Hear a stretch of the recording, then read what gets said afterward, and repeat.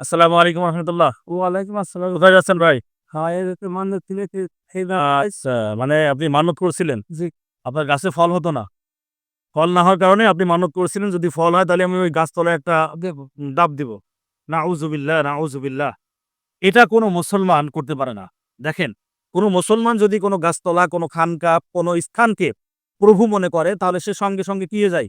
বেঈমান হয়ে যায়। ইসলাম থেকে তার নামটি কেটে দেয়া হয়। এটা অনেক বড় একটি শিরক।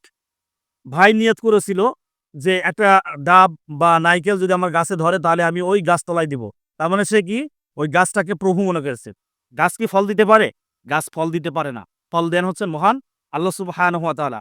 তা আমরা এমন অসংখ্য নিয়ত আছি যারা আমরা করি, যেটা সম্পূর্ণ শিরক।